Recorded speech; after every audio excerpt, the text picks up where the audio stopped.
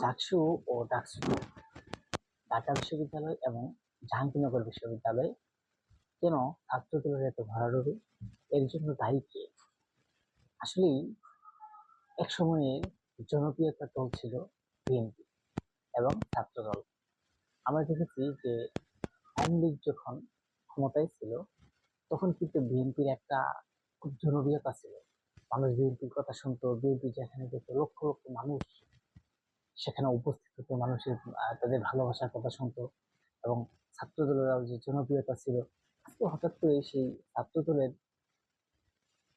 এত ভরাডুবি কেন হয়েছে?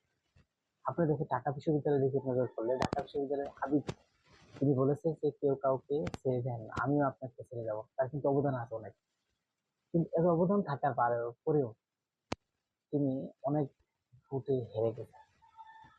এবং জাহাঙ্গীরনগর বিশ্ববিদ্যালয়ে দেখতেছেন যে স্বতন্ত্র প্রার্থী হিসেবে বিজয়ী হয়েছে এবং সেখানে ছাত্র দলের যারা তারা অনেক ভোটে হেরে গেছে। এর কারণ হচ্ছে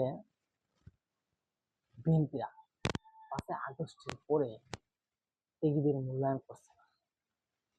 যারা ত্যাগী নেতা, যারা ছাত্র নেতা এবং বিএনপির যে মূল দলের যারা নেতা, আপনারা দেখতে পারেন যে 5ই আগস্টের যে বিএনপি গুলা ছিল, 5ই আগস্টের পরে অনেক বিএনপিরাই কিন্তু সেখান থেকে তারা পিছু হাঁটছে, মানে চলে আসছে, বিএনপি থেকে চলে আসছে এবং নতুন মুখ সেখানে ভর্তি হয়। এখন তাদের চলে আসার কারণটা কি? তাদের চলে আসার কারণটা হচ্ছে যে তারা সেখানে কোনো পদ পদবি পাচ্ছে না এবং তাদের কথায় কোনো মূল্যায়ন হচ্ছে না। এই কারণে কিন্তু আজকের বিএনপির এই সমস্যা না।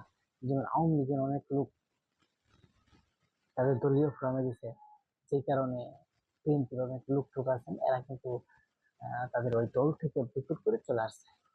তাদের মন থেকে একটা মানে উঠে যাচ্ছে এবং তাদের যে ছাত্র ইঞ্জিনিয়ারিং পদ দিয়ে তারা ছাত্রদের কোনো পাশে থাকার না থাক পদ দিয়ে এই যে অযথা কিছু কাজ করেছে এবং দু একটা জায়গায় দেখা যায় বিএনপি চাঁদাবাজি বা খুন খারাপের কারণে কিন্তু আজকের এই প্রভাব পড়েছে। মানুষ বিষয়টা প্রচার হচ্ছে যে বিএনপির আসলে খারাপ, অমুক তমুক, এই বিষয়ে নিয়ে কিন্তু কথা উঠে আজকের এই বিএনপির এই অবস্থা। তো দর্শক, আমরা মনে করি যে আগামীতে বিএনপি থেকে বিএনপি করে শিক্ষা নেওয়া উচিত এবং শিক্ষা নেওয়া দরকার।